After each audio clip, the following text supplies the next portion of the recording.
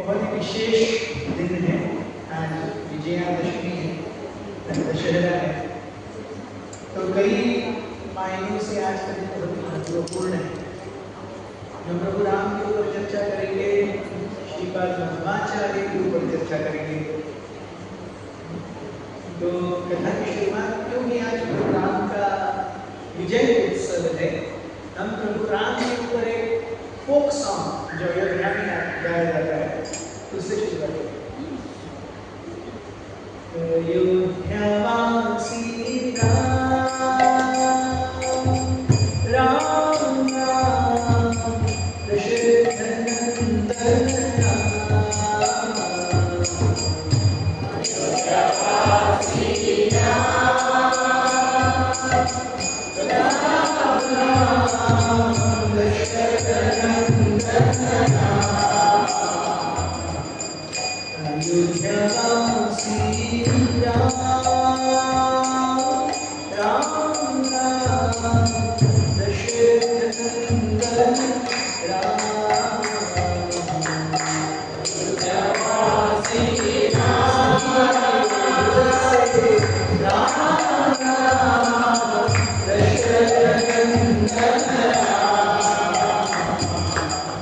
पतित पावन जानकी जीवन सीता मोहन राम। पतित पावन जानकी जीवन सीता मोहन राम। पतित पावन जानकी जीवन सीता मोहन राम। पतित पावन जानकी जीवन सीता मोहन राम। अयोध्यावासी राम राम राम दशरथ नंदन राम। अयोध्यावासी राम राम राम दशरथ नंदन राम। पतित पावन जानकी जीवन सीता मोहन राम। पतित पावन जानकी जीवन सीता मोहन राम। पतित पावन जानकी जीवन सीता मोहन राम। पतित पावन जानकी जीवन सीता मोहन राम। कृष्ण हरे कृष्ण कृष्ण कृष्ण हरे हरे हरे राम हरे राम राम हरे राम हरे कृष्ण हरे कृष्ण कृष्ण कृष्ण हरे हरे हरे राम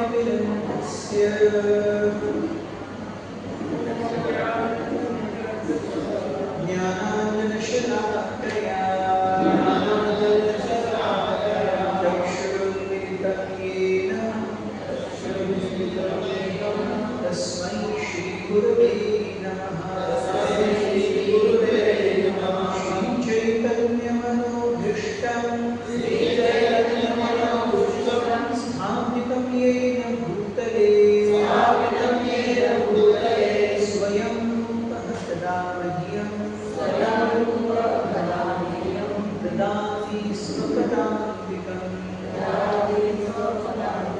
वन्देऽहं श्रीगुरुः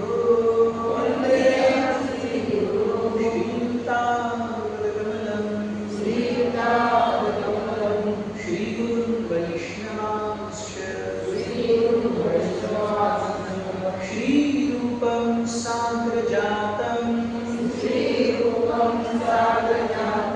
सहगण रघुनाथान्वितं तं सजीवं सान्द्वैतं सावधूतं परिजनसहितं कृष्णचैतन्यदेवं श्रीराधा कृष्णपादान् सहगण ललिता श्रीशाखान्वितांश्च हे कृष्ण करुणा सिंधो दीनबन्धो जगत्पते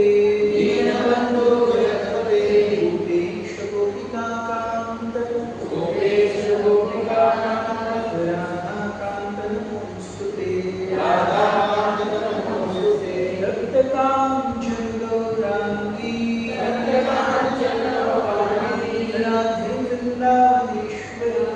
राधे वृन्दावनेश्वरी शतानुसुते देवी प्रणमामि हरिप्रिये वाञ्छाकल्पतरुभ्यश्च कृपासिन्धुभ्य एव च पतितानां पावनेभ्यो वैष्णवेभ्यो नमः। जय श्री कृष्ण चैतन्य प्रभु नित्यानंद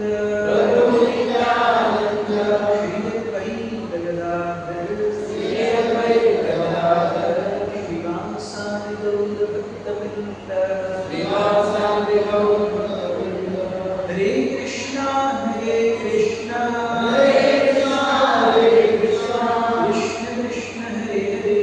कृष्ण कृष्ण हरे हरे हरे राम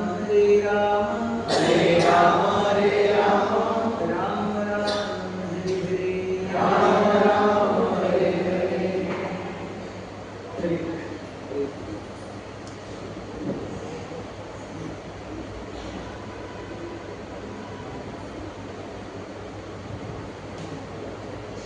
तो आज के इस शाम के सत्संग कार्यक्रम में आप सभी का स्वागत है। हम यहाँ पर आज दशहरे के उपलक्ष्य में प्रभु राम के रावण के ऊपर विजय को मनाने के लिए और मध्वाचार्य के भी जन्म दिवस को मनाने के लिए आए हैं। भगवान के कई प्रकार के अवतार हैं। जितना हम वक्ता के पास बैठते हैं उतना हम ज्यादा कॉन्सेंट्रेट करते हैं। जितना हम वक्ता के पास बैठते हैं उतना हम ज्यादा समझते हैं। जितना वक्ता से हम दूर जाते हैं, हालांकि सुनाई हर किसी को दे रहा है, लेकिन जो ये है, इसीलिए शास्त्रों में हम देखते हैं वेद है, पुराण है और उपनिषद है। ये शब्द आपने सुने ना, उपनिषद। उपनिषद अर्थात क्या है? निषद यानी बैठना, उप यानी पास। सो गुरु के पास में बैठकर जो ज्ञान अर्जित किया है उसे उपनिषद कहते हैं। सो इसीलिए वक्ता के जितना समीप आ सकते हैं, हम जब हमारे गुरु महाराज की यात्रा में जाते हैं तो आगे बैठने के लिए होड़ लगती है। महाराज आएंगे 6 बजे, हम 4:30 बजे से ही आगे बढ़ने रहते हैं कि अरे बहुत लोग आ जाएंगे, तो कहाँ पता नहीं। फिर महाराज दिखते भी नहीं है, फिर स्क्रीन पर देखना पड़ता है महाराज लेट आ गए, तो पहले से ही जाकर के बैठे। तो इसीलिए जितना हो सके पास बैठना चाहिए।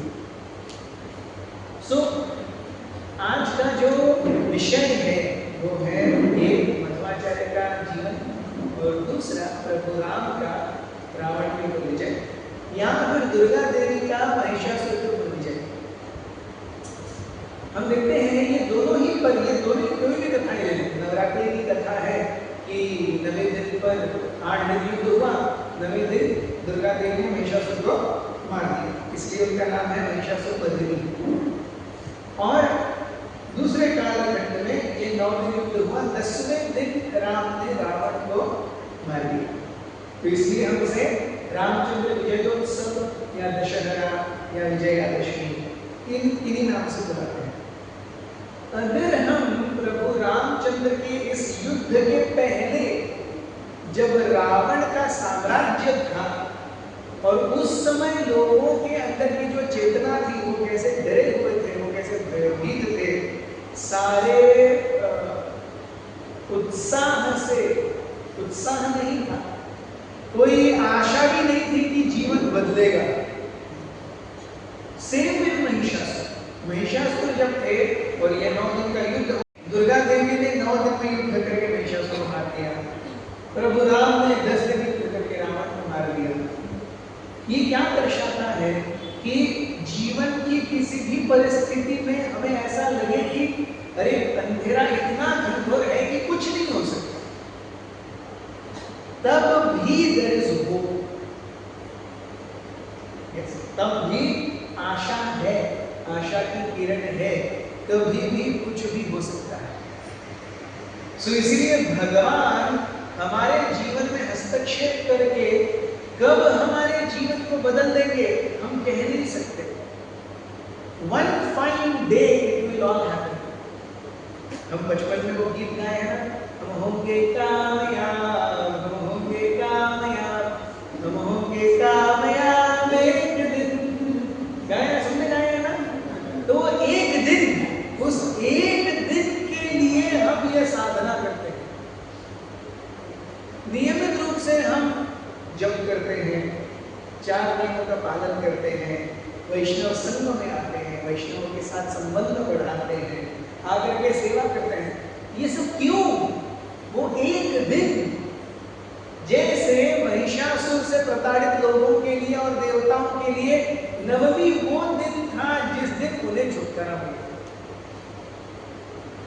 रावण से पीड़ित लोगों के लिए 10वीं, आज का दशहरा वो दिन था जिस समय उन्हें रावण से छुटकारा मिला। अब कोई इच्छा तो थी लेकिन दिख नहीं रहा था कि कैसे होगा। रावण इतना शक्तिशाली है, कैसे कोई उसे मार पाएगा। महिषासुर इतना शक्तिशाली है, कैसे कोई उसे मार पाएगा। लेकिन भगवान की अपनी योजना हमेशा होती है। हिरण्याक्ष और हिरण्यकशिपु ऐसे दैत्य थे, जब उनका जन्म हुआ, काम करना छोड़ो, जब उनका जन्म हुआ तभी अंधेरा हो गया, तभी बिजली कड़की थी, तब सियार रो रहे थे, गधों ने और कुत्तों ने रोना किया था। हथिनिया मादा हाथी, उनका गर्भ जो है वो गर्भपात हो गया था केवल इनके आने से। आकाश में सारे अपशकुन और नक्षत्र अपनक्षत्र दिखाई दे रहे थे। एवरीथिंग वाज ऑफ जब हिरण्याक्ष और हिरण्यकशिपु का केवल जन्म हुआ था। वो बड़े होने के बाद दोनों ने क्या उत्पात मचाया वो तो बहुत दूर की बात है। तो ऐसे राक्षस, ऐसे अप्रभावशाली व्यक्तिमत्व होकर के गए हैं कि जिनकी हमें लगेगा इससे छुटकारा कैसे मिलेगा, यहाँ से बाहर कैसे आएंगे, और जिस परिस्थिति में हम हैं वो परिस्थिति कैसे बदलेगी, कोई आशा की किरण नहीं दिख रही। लेकिन हमारे शास्त्र जो है, वेद जो है, ये इस बात का प्रमाण है कि चाहे कितना ही घनघोर अंधेरा क्यों न हो, सूर्य की एक किरण आकर के लालिमा देती है, अंधेरा अपने आप छट जाता है। अंधेरा बहुत घना हो, बहुत प्रभावशाली हो, उसे नष्ट करने के लिए सूर्य की एक किरण चाहिए बस। तो यहां दूसरी चीज क्या पता चलती है कि अंधेरे का अपना अलग अस्तित्व नहीं है, रोशनी नहीं है, इसीलिए अंधेरा है। अंधेरे का अपना अलग अस्तित्व नहीं है। देखिए, हम अभी विज्ञान से जानते हैं कि यहाँ भी सूर्य नहीं दिख रहा है, रात्रि है, इसका मतलब सूर्य मर गया क्या? नहीं, नहीं क्या नहीं,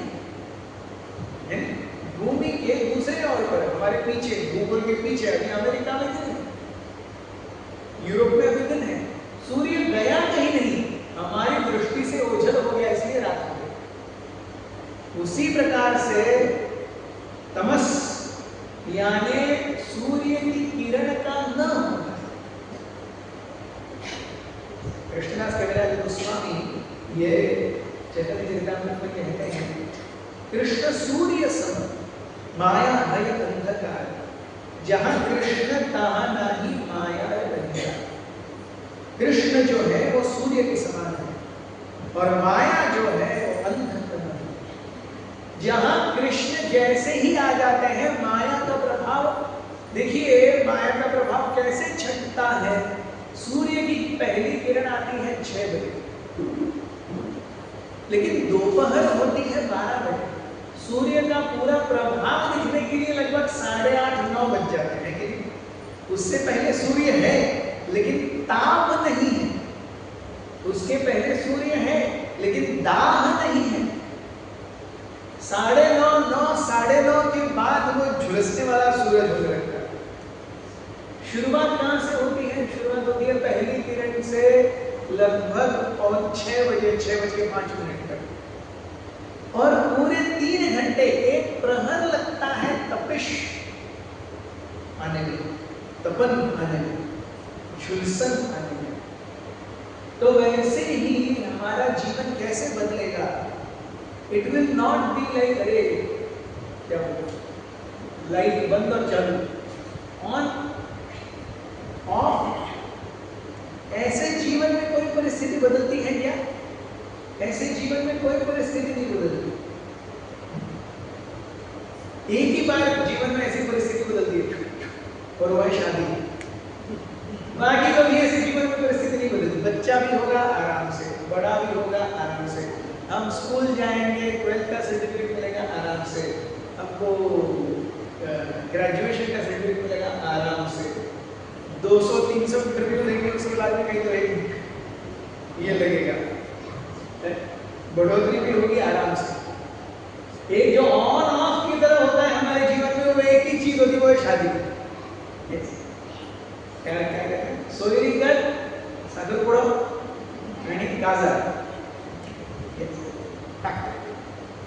इतना जल्दी और जीवन में कुछ नहीं होता। तो चाहे जिस भी परिस्थिति से व्यक्ति गुजर रहा है, नवरात्रि के 9 दिन या दशहरे के 10 दिन, ये हमारे लिए एक द्योतक है कि जीवन बदलेगा, सूर्य की किरण आएगी। हमें केवल प्रयास करते रहना है कि जब अंधेरा है, अब देखिए इतना सुंदर अंधेरा है, लेकिन आज से 250 वर्ष पूर्व लाइट नहीं थी, 150 वर्ष पूर्व में लाइट नहीं थी, 1901 या 1908 में वगैरह एडिसन ने पहला बल्ब बनाया, या शायद उससे भी बाद। तो 150 साल पहले लाइट नहीं थी, तो अंधेरा हो गया, इसलिए लोग अंधेरे में रहते थे क्या?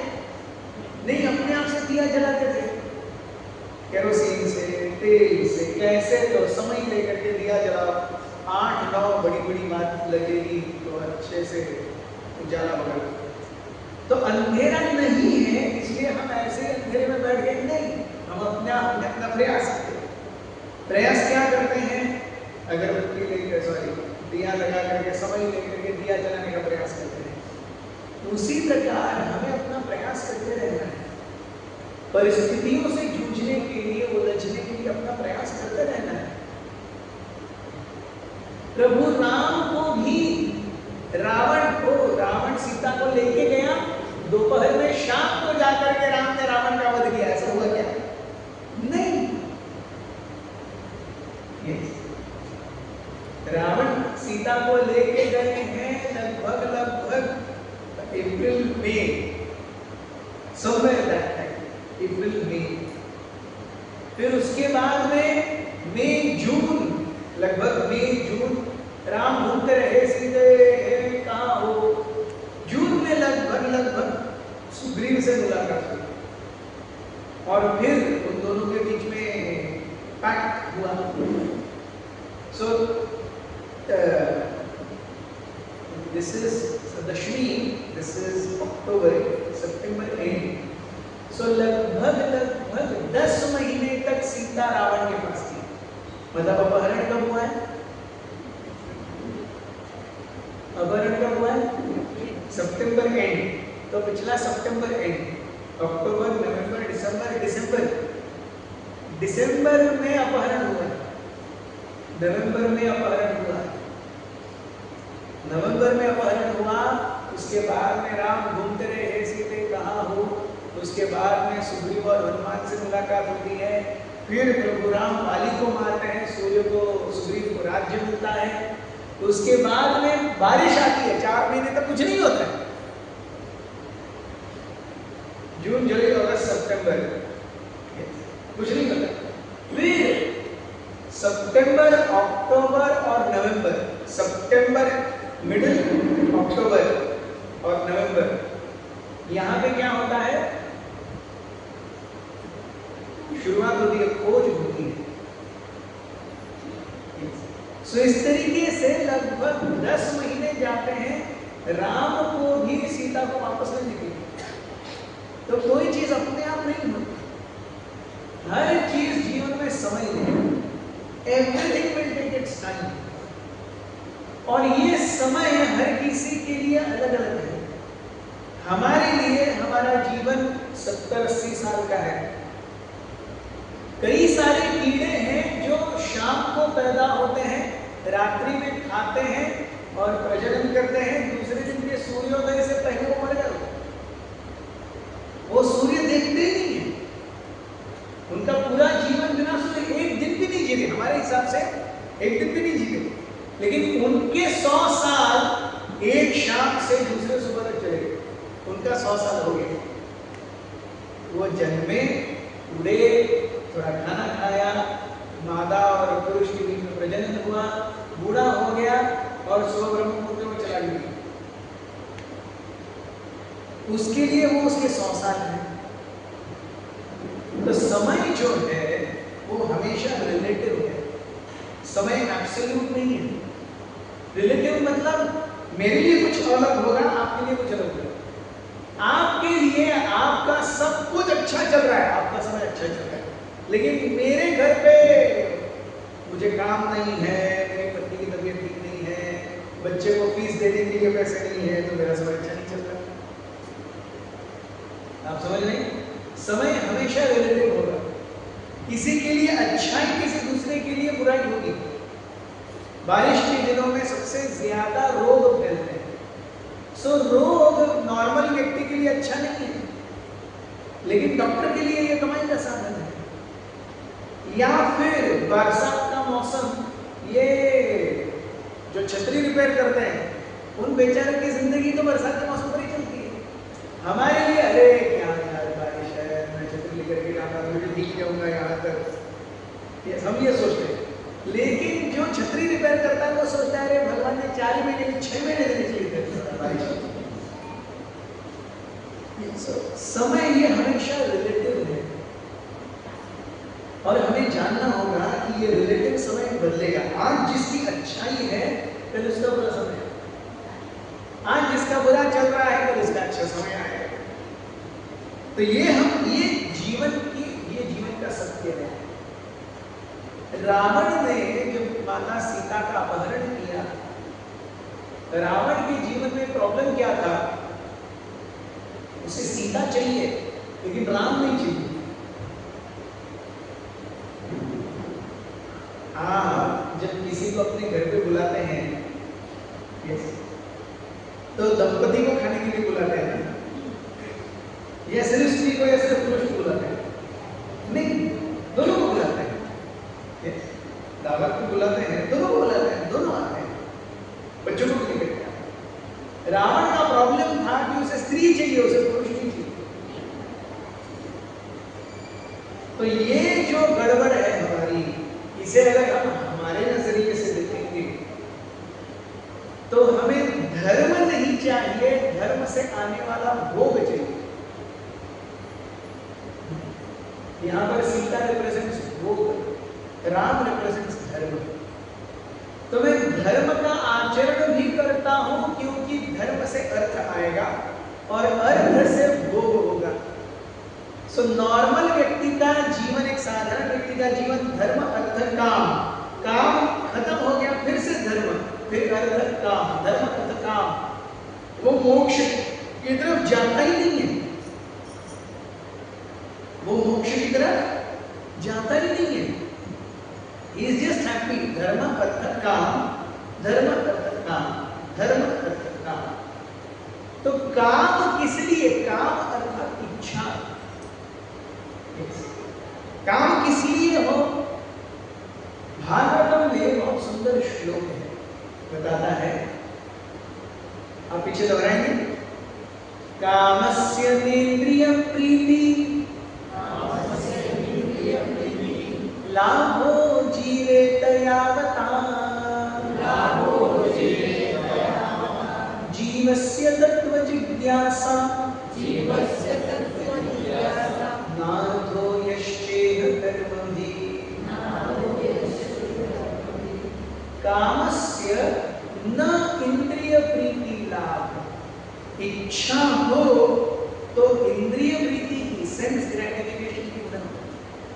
कामस्य न इंद्रिय प्रीति लाभ, यावो जीवेत यावता, जब तक जियो भोग की इच्छा मत करो। तो क्या करना चाहिए? जीवस्य तत्व जिज्ञासा। जीव का कार्य है, अब मनुष्य जन्म मिला है तो मैं पुनरपि जननम पुनरपि मरणम के इस चक्र में क्यों फंसा हूं, दुख क्यों भोग रहा हूं, भगवान कौन है, मेरा उनके साथ संबंध क्या है, मैं उनके साथ प्रेम क्यों नहीं कर रहा, ये तत्व जानने के लिए मनुष्य जन्म है। जीवस्य तत्व जिज्ञासा, न अर्थो यश्च इह कर्मभिः। कार्य करने का उद्देश्य पैसा कमाना नहीं होना चाहिए। बहुत सुंदर श्लोक है। कामस्य न इंद्रिय प्रीति लाभ। काम अगर इच्छा हो तो इंद्रिय भोग की और मनोभोग की न हो। कब तक? लाभो जीवेत यावता, जब तक जियो। कभी भी इंद्रिय भोग की कामना मत करो, वो तो ऐसे ही आ जाए, ऐसे ही आएगा। जीवन में सुख और दुख ऐसे ही आएंगे। हमने, किसी ने दुख चाहिए इसलिए इच्छा की क्या? हम कभी दुख के लिए इच्छा करते हैं क्या? दुख आता है कि नहीं?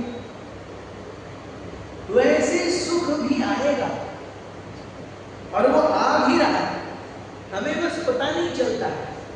कितने सारे लोग, उनका एक पैर कट गया, पोलियो हो गया, देख नहीं सकते, कैंसर पेशेंट्स हैं, सुन नहीं सकते, ठीक से बोल नहीं सकते, हम सब उनसे बहुत अच्छे हैं कि नहीं? तो ये वरदान है कि नहीं? अच्छा शरीर है, यही सबसे बड़ा वरदान है। कंपेयर कीजिए, अगर एक आंख नहीं है तो क्या होगा जीवन, एक पैर नहीं है तो क्या होगा जीवन। केवल बाह्य ही नहीं, अंदर से, जिसको किडनी फेलियर है उसे डायलिसिस जाना पड़ता है हर तीसरे दिन। सोचिए क्या जीवन है उस व्यक्ति का, हर तीसरे दिन डायलिसिस। हमारा मूत्रपिंड अच्छा चल रहा है, वरदान है कि नहीं? तो जो ऐसे ही वरदान मिलते हैं हम उनको भूल जाते हैं। अच्छा स्वस्थ शरीर, ये भी वरदान है, सबसे बड़ा वरदान है। अच्छा, हम में से कोई ऐसे है क्या जिसको रात को सोने के लिए स्लीपिंग पिल लेना पड़ता है? मैं जब तक सोने की गोली नहीं लूंगा तब तक मुझे नींद नहीं आती, इंसोम्निया। ऐसा है क्या किसी को? है तो भी हाथ ऊपर नहीं करेंगे कि गोली लेने तक नींद नहीं आती। तो जिसको बिना गोली लेने के, जिसको बिना गोली की नींद आ रही है, क्या वो वरदान नहीं है? इतना बड़ा वरदान है, ये हम समझते नहीं है। कितने लोग ऐसे रास्ते पर फुटपाथ पर जीते हैं। अब अफ्रीका में जाएंगे तो खाने के लिए, पीने के लिए लोगों के पास पानी पीने के लिए पानी नहीं है। हम ऐसे लोगों से कितना अच्छे हैं, तो हमें भी बहुत सारे वरदान मिले हैं। हम उस वरदान को केवल कितना पैसा है, कितना बैंक बैलेंस है, कितना बड़ा घर है और कितनी बड़ी गाड़ी है और कितनी गाड़ियां हैं, इसमें ही हम अपने वरदान को देखते हैं। ये नहीं है, ये बोनस वरदान है। ये सब ठीक है, चलो दूसरी तरीके से समझने का प्रयास करते हैं। आपको 2 BHK का 4 BHK मिलेगा, ग्राउंड प्लस 1 भी मिलेगा, एक अच्छी गाड़ी भी मिलेगी, लेकिन आपके दोनों पैर चले जाएंगे, चलेगा? प्रिंट करोगे, आपको 4 BHK चाहिए, 4 BHK ग्राउंड प्लस 1 और 2 बड़ी गाड़ियां, ओके, लेकिन आपके दोनों पैर चले जाएंगे, आप क्या चूज करेंगे? जो रह रहा हूं ठीक है, पैर है कि नहीं? तो सोचिए, हम जहां कंपेयर कर रहे हैं हमारे वरदानों की, ये सबसे बड़ा वरदान है, लेकिन हम उसे अपने वरदानों की लिस्ट में शामिल नहीं कर रहे, क्योंकि ऐसे खुला हुआ है। अन्न मिल रहा है, पानी मिल रहा है, हवा मिल रही है, सूर्य प्रकाश मिल रहा है, ये सब वरदान है जी। लेकिन इसे क्योंकि हम लेने के आदी हो गए हैं। एक बार एक व्यक्ति था जो रोज जा करके, उसे दान करने की बहुत इच्छा थी। उसके पास 50 बोरी गेहूं थे, तो वो रोज जा करके अपने घर के ऊपर से एक बोरी गेहूं, एक मग लेकर के ऐसे उड़ाता था। तो लोग नीचे लेकर के बहुत खुश हो जाते हैं। नीचे गेहूं लेकर के चले जाते हैं, ऊपर देखते भी नहीं थे कौन डाल रहा है। गेहूं आया, बोरी में भरा, चले गए।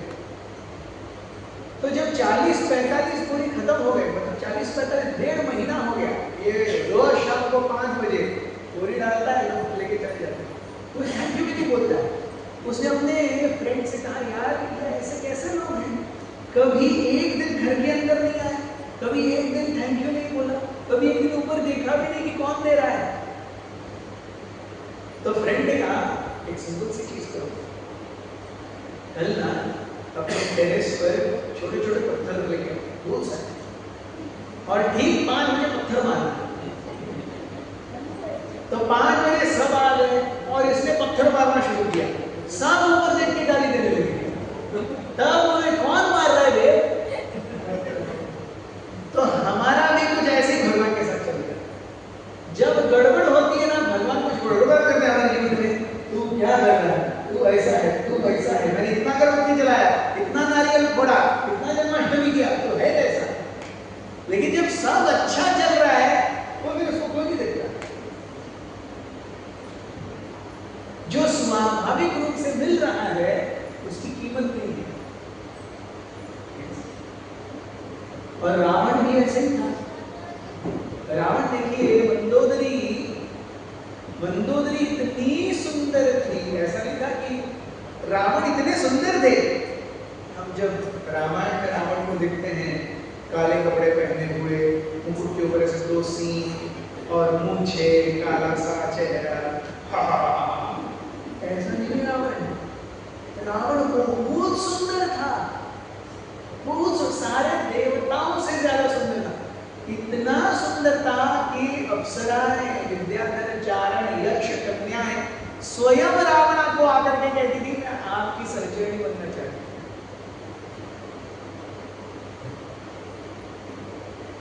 जब हनुमान रावण को सीता को खोजने गए, रावण वर्णन आता है रामायण में, रावण को देख करके, रावण की सुंदरता देख करके, रावण का शरीर देख करके, उसका अंग ढंग देख करके हनुमान जी कहते हैं, क्या व्यक्ति है ये, ऐसा व्यक्ति मैंने जिंदगी में नहीं देखा।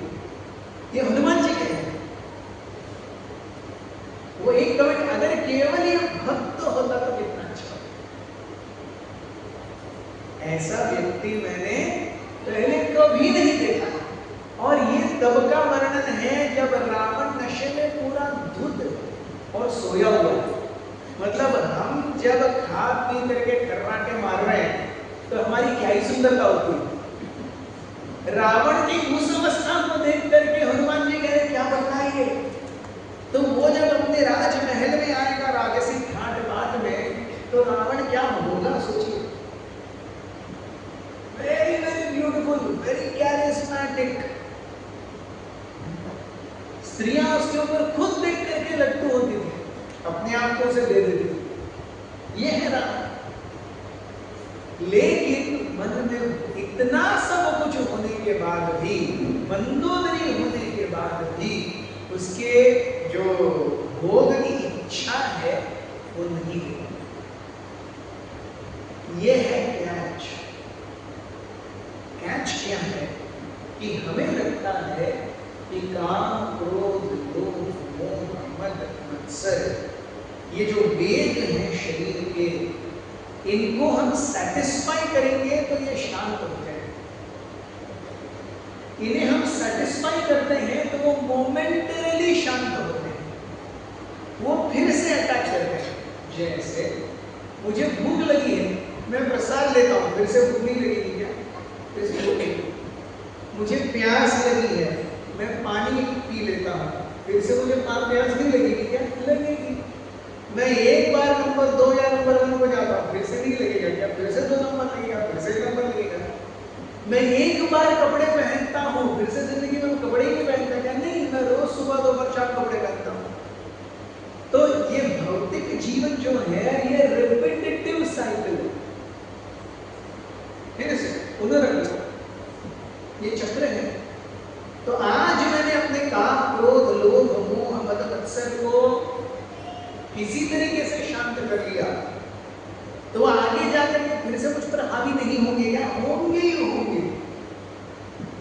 तो काम, क्रोध, लोभ, मोह, मद, मत्सर को अगर जीतना है तो उसे शांत करके कुछ नहीं हो रहा।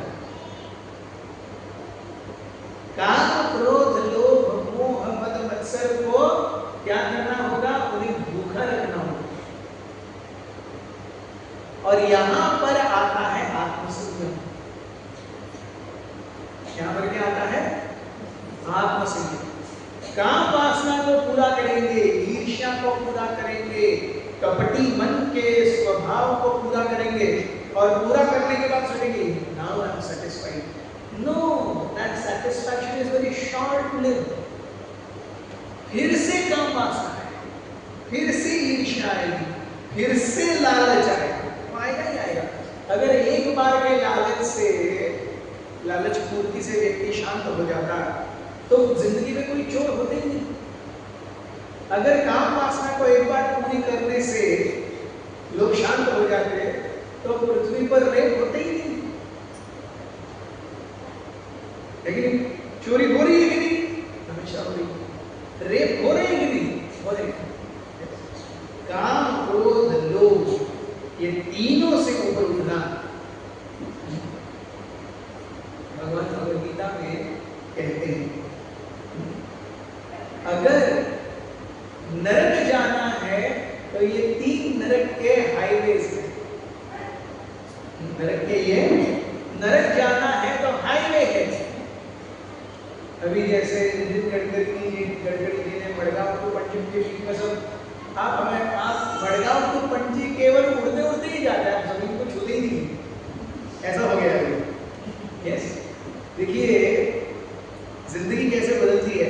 एक समय था जब हर मडगांव और पणजी के बीच का पैसेंजर सोचता था उठाड़ी सर्कल लो ट्रैफिक स्टॉप। अभी उठाड़ी सर्कल को कोई नीचे भी नहीं देखता, तो थूकता भी नहीं उठाड़ी सर्कल है कि नहीं? पहले जो हर समय इधर से चलने वाला उधर से, दोनों सबको उठाड़ी सर्कल इधर रख लेता है और ये लंबा लाइन। अभी उठाड़ी सर्कल काल बाह्य हो गया है। एक 15-20 साल में एक का सर्कल नाम मिले बोलना भ्रष्टा सर्कल। जो उठाड़ी सर्कल एकदम ड्रेडेड था, एक जो मडगांव से पणजी या पणजी से मडगांव ऑफिस से घर या घर से ऑफिस जा रहा है, वो केवल उठाड़ी सर्कल का नाम जब करते हुए ज्यादा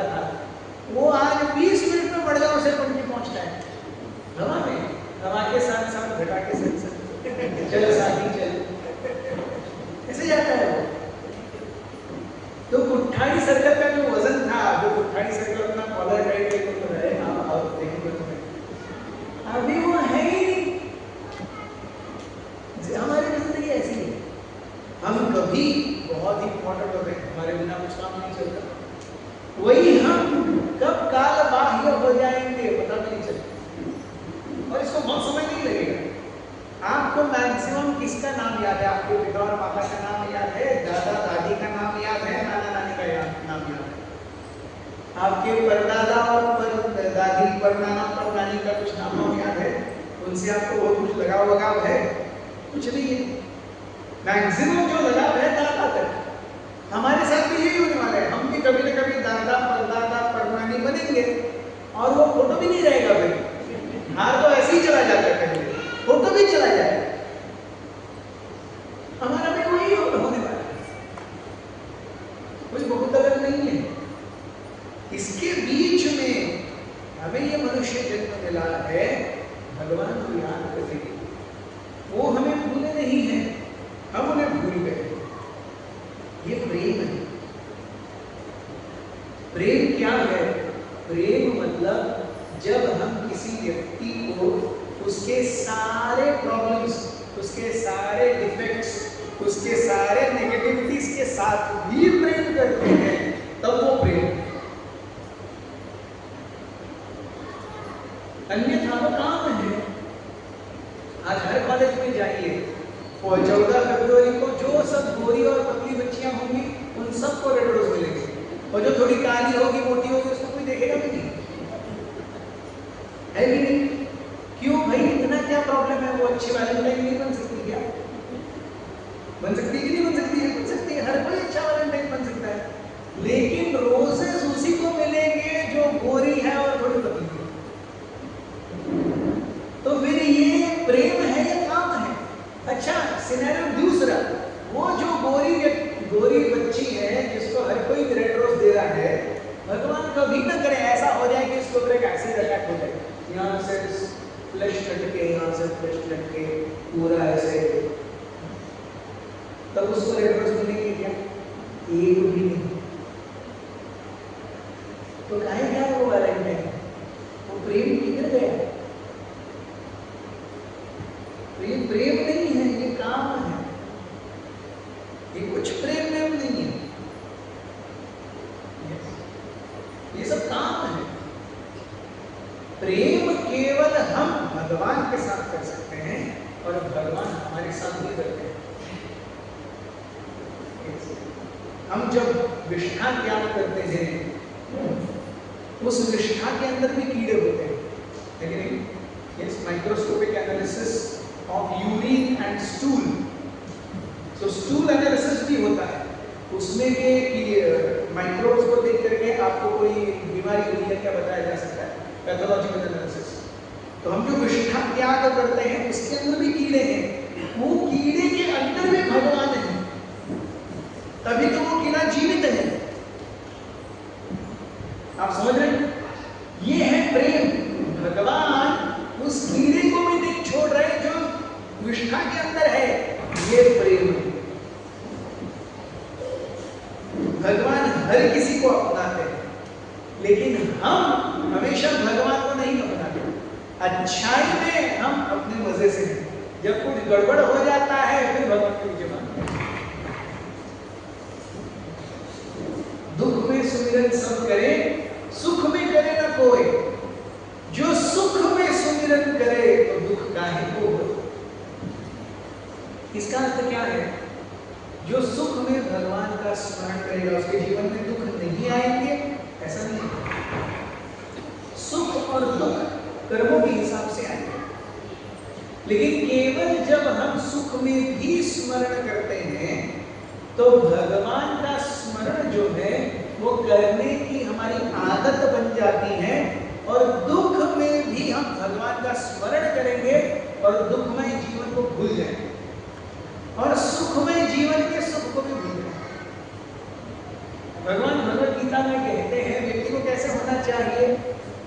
आप दोहराना चाहेंगे मेरे पीछे? भगवद गीता के श्लोक आप दोहराएंगे?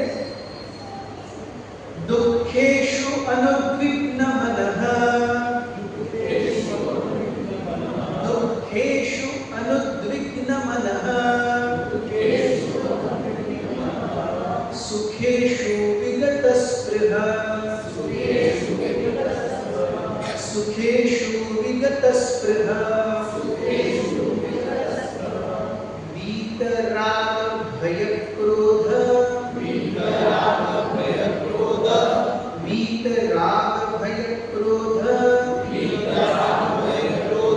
स्थितधीमुनिरुच्यते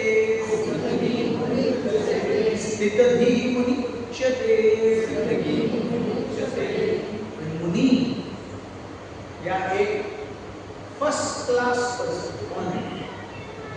दुखेषु अनुद्विग्न बना है। जब दुख आए तो हम क्या हो जाता है? हम हाइपर सेंसिटिव हो जाते हैं, हम हाइपर एक्टिव हो जाते हैं, हमें क्या बोलते हैं, एंजाइटी बाउट्स आने लगते हैं। क्या होगा? सो दुखेषु ये उसे कहते हैं, एंजाइटी को संस्कृत में कहते हैं उद्वेग। एंजाइटी मन में बहुत कुछ चल रहा है, क्या होगा क्या होगा क्या होगा। दुखेषु अनुद्विग्न मनः, दुख में बहुत ज्यादा टेंशन, क्या होगा। जब सुख आता है तो बहुत भोग की इच्छा होती है। जीवन चल रहा है, लेकिन जब पगार बढ़ता है तो फिर हम घर को और ज्यादा सजाना चाहते हैं, नया सोफा लेना चाहते हैं। वो पुराना सोफा 4 साल पुराना नहीं है, ऐसा कुछ बहुत नहीं हो गया, लेकिन अभी पेमेंट बढ़ गया तो ये अच्छे सोफे को निकालो, एक अच्छा और सोफा लेंगे। गाड़ी है, चल रही है, 6 साल ही हो गया, ये बदल दो, क्यों? पैसा है। तो स्पृहा, भोग करने की इच्छा। दुखेषु उद्वेग, सुखेषु स्पृहा। सो दुखेषु अनुद्विग्न मनः, बहुत उद्वेग और एंजाइटी रिडन माइंड। सुखेषु, जब अच्छे दिन आए बहुत भोग की एक इच्छा। राग, भय एंड क्रोध, वीत मीन्स छोड़ दो, गिविंग अप। राग इज अटैचमेंट, आसक्ति। आसक्ति हमें किस चीज से होती है? व्यक्ति से होती है, वस्तु से होती है और परिस्थिति से होती है। आसक्ति इन 3 चीजों से होती है, कोई चौथी तो और चीज नहीं है। आसक्ति मीन्स व्यक्ति, वस्तु, परिस्थिति। कोई एक व्यक्ति है जिससे हम रोज आ सकते हैं, हमारा कोई परिजन होगा, कुछ भी। कोई एक वस्तु है, वो मेरी 50 लाख की BMW, या मेरा लॉकर जिसमें 65 लाख की गहने है, या मेरा घर जो 3 करोड़ का बना हुआ है। व्यक्ति, वस्तु या परिस्थिति। परिस्थिति, मेरा बॉस भी अच्छा है और मेरे सबऑर्डिनेट्स भी अच्छे हैं, तनख्वाह भी अच्छी मिल रही है। भगवान करे ये बॉस कभी ना ट्रांसफर हो, ये सबऑर्डिनेट भी कभी ना रिजाइन करे, मेरी जिंदगी अच्छे से चलती है। राग, और ये परिस्थिति बदलेगी ही बदलेगी। कोई परिस्थिति जिंदगी में हमेशा ऐसी रहती है क्या?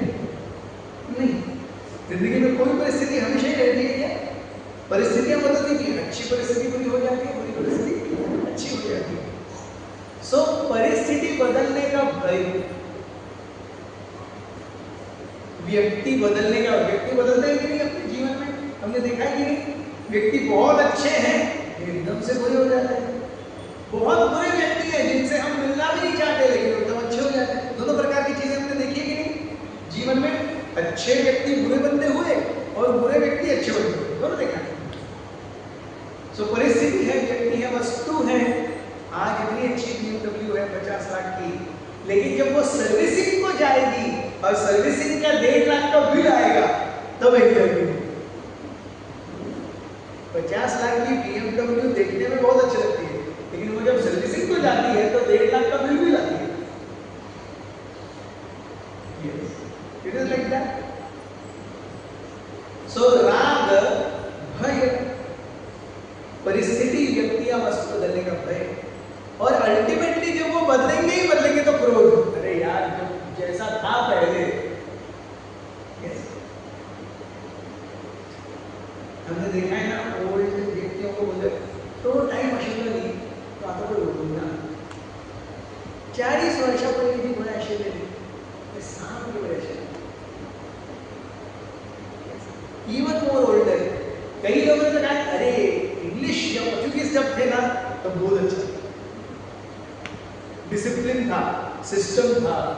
एक दिशा दी जीवन को। यस, कड़ाई से नियम और कानून लागू होते थे, अभी क्या है पैसा दो। सो व्यक्ति वस्तु परिस्थिति बदलती है, तो बदलेंगे तो पूर्वोत्थान आएगा। तो रावण का जीवन हमें एग्जैक्टली समझाता है कि हमें अपने आप पर नियंत्रण रखना है। चाहे रावण हो या ऐसे छोटा सा घूमने वाला रास्ते पर या गटर में घूमने वाला कीड़ा हो, हर किसी को अपने ऊपर नियंत्रण रखना अनिवार्य है।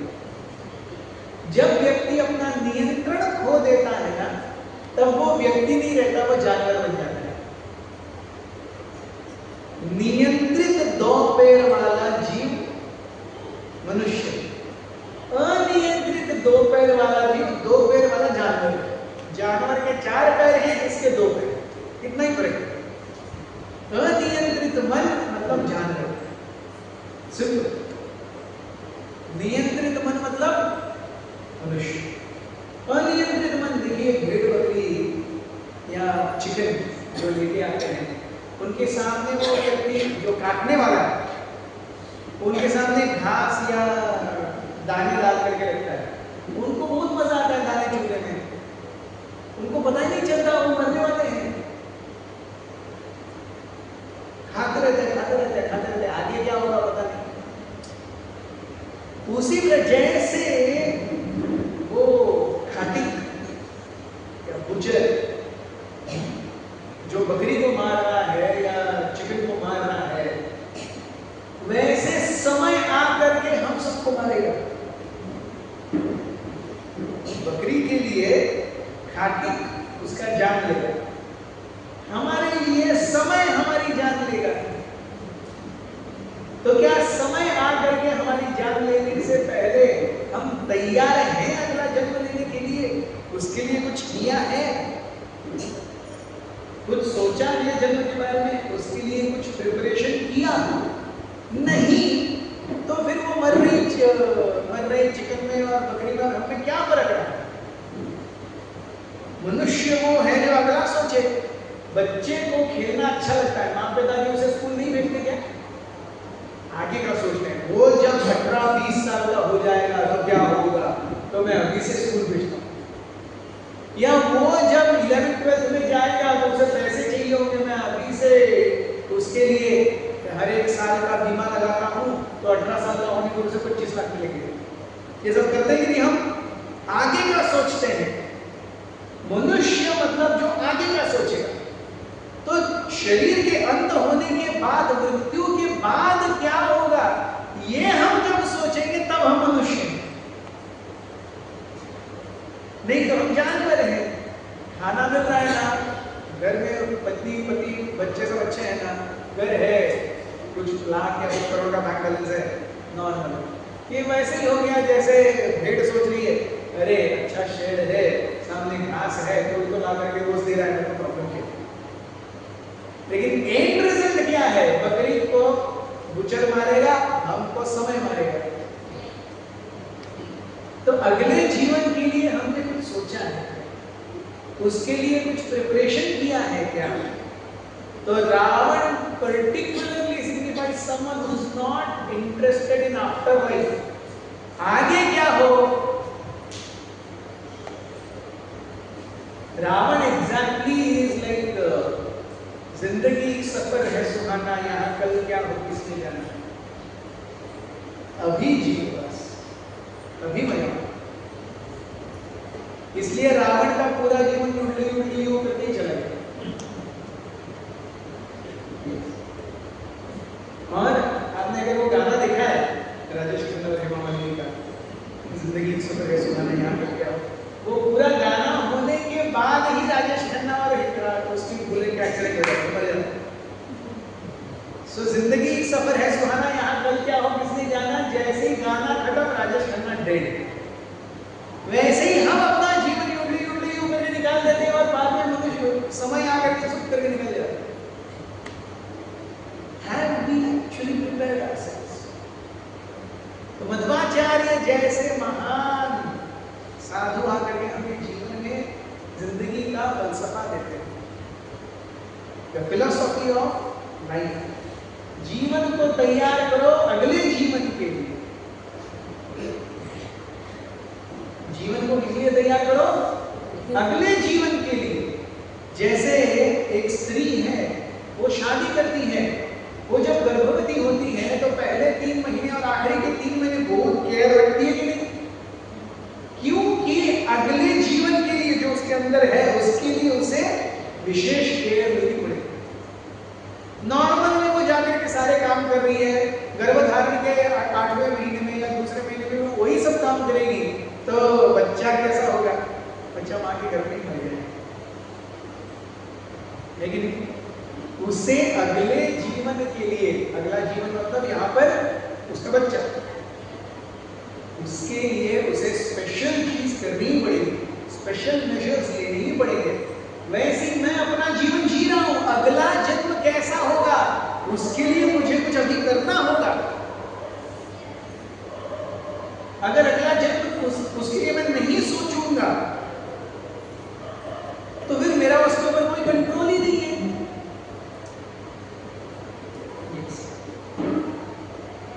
Not a healthy philosophy. तो इसलिए मध्वाचार्य जैसे महानुभाव आकर के हमें बताते हैं, जीव भगवान का अंश है, अंश के रूप में भगवान की सेवा करना उसका कर्तव्य है। तो जैसे हम नियमित रूप से खाना खा रहे हैं, रोज दिन में 2 या 3 बार खाना खाते हैं, नियमित रूप से सो रहे हैं, रोज 6-7 घंटा सोते हैं, रोज ऑफिस जा रहे हैं, 30 दिन जाने के बाद 1 महीने का पगार आता है कि नहीं? हर महीने पगार आता है। तो जिंदगी रोज के रोज चल रही है, एवरी डे रिपीटेटिव, सब कुछ रिपीटेटिव है। बच्चा स्कूल जाता है, जब तक वो ग्रेजुएशन पोस्ट ग्रेजुएशन नहीं करता, वो स्कूल या यूनिवर्सिटी जाता ही रहता है, रिपीटेटिव है। उसको unit test, half yearly, final exam repetitive है, हर साल होंगे, हर साल होगा। जिंदगी में सब कुछ रिपीटेटिव है। वो ऑफिस ज्वाइन करेगा, रोज ऑफिस जाना पड़ेगा, बिजनेस करेगा, रोज दुकान जाना पड़ेगा, जिंदगी रिपीटेटिव है। इस रिपीटेटिव चीज में हम एक चीज भूल जाते हैं, भगवान। भगवान को हम रिपीटेटिव नहीं रखते। खाना रोज रिपीटेटिव है, सोना रिपीटेटिव है, नहाना रिपीटेटिव है। मैं आशा करता हूँ आपका नहाना रिपीटेटिव है, कलियुग में ये भी पूछना पड़ता है। सो नहाना रिपीटेटिव है, खाना रिपीटेटिव है, सोना रिपीटेटिव है, ऑफिस रिपीटेटिव है, तनख्वाह रिपीटेटिव है। शादी हो गई तो उसी स्त्री या उसी पुरुष को देखना है, रिपीटेटिव है। बाद में ऑप्शन नहीं है आपके पास। शादी करने के पहले ऑप्शन है आपके पास, किसके गले में वरमाला डालूंगा। एक बार वरमाला डाल दी फिर तो अल्लाह ही मालिक, फिर जो होता है चलो, जिंदगी आगे चलती रहती। बच्चा होने तक, फिर बच्चा हो गया, अच्छा एक बार फिर आपके पास ऑप्शन नहीं है। रिपीटेटिव, उसको ही खिलाते रहो, उसका डायवर्जन, जिंदगी रिपीटेटिव है। यहां पर भगवान क्यों रिपीटेटिव नहीं है? रोज माला करना है, क्यों नहीं करना है? क्यों रिपीटेटिव नहीं है भगवान? सब कुछ तो जिंदगी में रिपीटेटिव है, तो रोज भगवान क्यों नहीं याद कर रहे? कितना मिस कर रहे हैं हम? रोज क्यों नहीं सोच रहे, अरे मेरा जीवन मृत्यु को प्राप्त होगा, और बहुत दूर नहीं है। मृत्यु के बाद 50 साल के बाद में आपका फोटो भी नहीं लगेगा, कोई जानेगा भी नहीं आप कोई थे। You are gone with the wind, finish.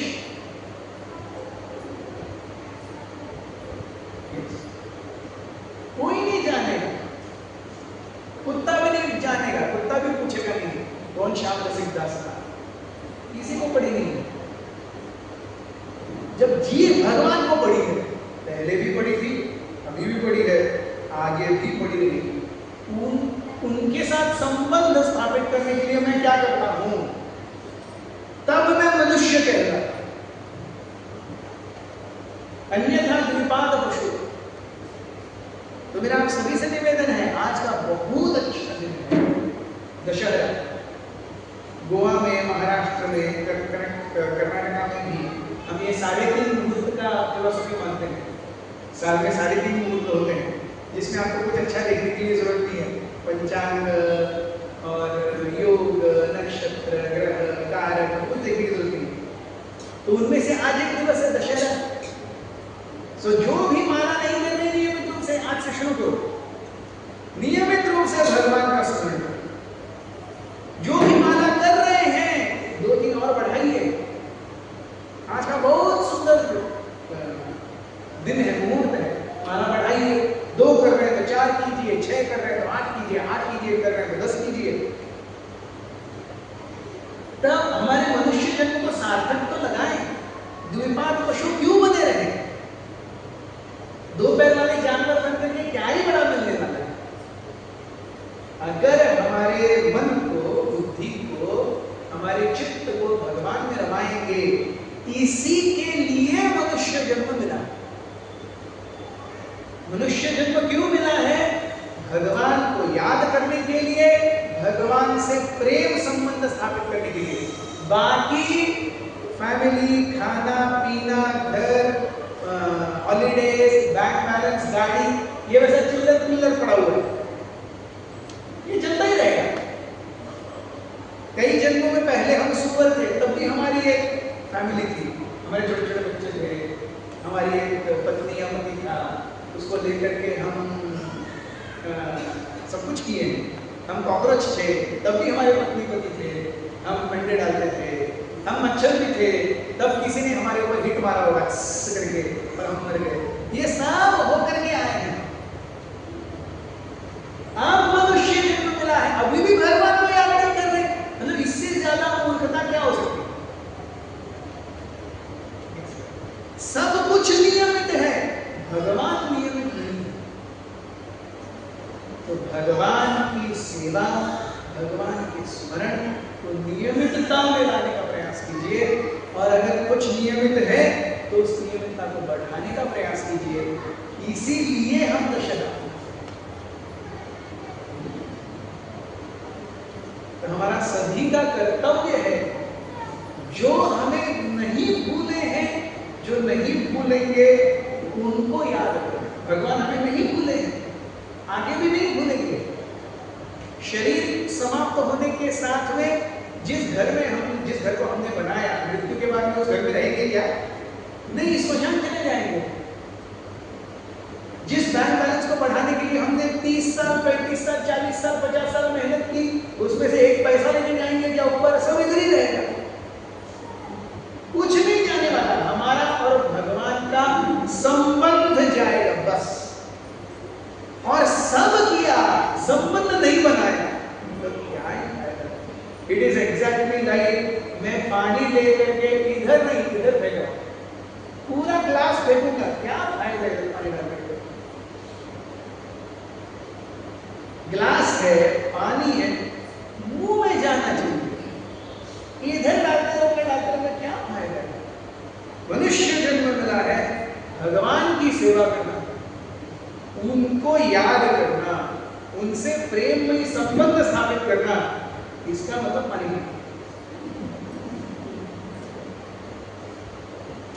नहीं तो सब टाइम पास, उसका कोई उपयोग नहीं।